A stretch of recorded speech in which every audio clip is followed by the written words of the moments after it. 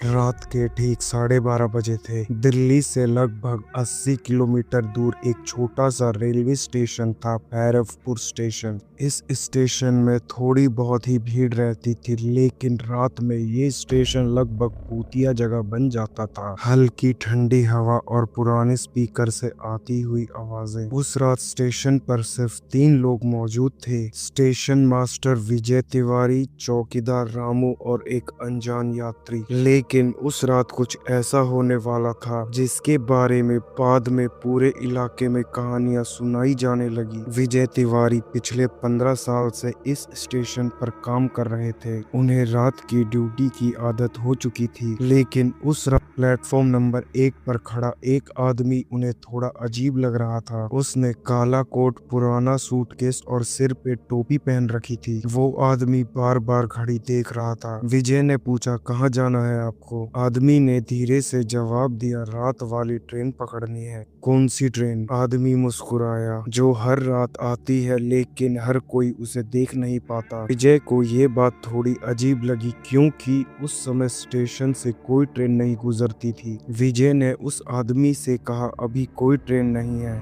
लेकिन वो आदमी अचानक बोला, प्लेटफॉर्म नंबर 3 पर आएगी। विजय चौंक गया, क्योंकि प्लेटफॉर्म नंबर 3 को 15 साल पहले बंद कर दिया गया था। वहां जाने का रास्ता भी बंद था। उस प्लेटफॉर्म पर एक पुराना हादसा हुआ था। एक पूरी ट्रेन वहां पटरी से उतर गई थी और कई लोग मारे गए थे। तब से उस प्लेटफॉर्म को बंद कर दिया गया था। रात के 1:30 बजे अचानक स्टेशन पर दूर से ट्रेन की सीटी सुनाई दी। विजय हैरान रह गया, इस समय कौन सी ट्रेन? विजय ने तुरंत कंट्रोल रूम में फोन किया, लेकिन उधर से जवाब आया, इस लाइन पर अभी कोई ट्रेन नहीं है। उसी समय चौकीदार रामू भागते हुए आया। उसका चेहरा पीला पड़ चुका था। वो हकलाते हुए बोला, साहब, प्लेटफॉर्म नंबर 3 से आवाज आ रही है। विजय ने कहा, वहाँ कोई नहीं जा सकता। रामू बोला, लेकिन साहब, वहाँ ट्रेन खड़ी है। विजय और रामू टॉर्च लेकर प्लेटफॉर्म नंबर 3 की तरफ गए। जंग लगा गेट खोला गया। जैसे ही दोनों अंदर पहुंचे, ठंडी हवा का तेज झोंका आया। प्लेटफॉर्म पर धुंध छाई हुई थी और दूर पटरी पर वास्तव में एक पुरानी ट्रेन खड़ी थी। ट्रेन पर नंबर भी नहीं था, डिब्बे जंग लगे हुए थे, खिड़कियां टूटी हुई थी, लेकिन अंदर लाइट जल रही थी। विजय धीरे धीरे ट्रेन के पास पहुंचा। पहला डिब्बा खोला, अंदर कोई नहीं था। दूसरा डिब्बा खोला, वो भी खाली था, लेकिन तीसरे डिब्बे में उन्हें लगा जैसे कोई बैठा हुआ है। जे ने टॉर्च अंदर डाली और जो उन्होंने देखा उसे देखकर उनका खून जम गया। डिब्बे में दर्जनों लोग बैठे थे, लेकिन सभी बिल्कुल चुप। सभी की आंखें खुली हुई थी और उनकी त्वचा सफेद और बेजान थी, जैसे वो जिंदा नहीं बल्कि मरे हुए हों।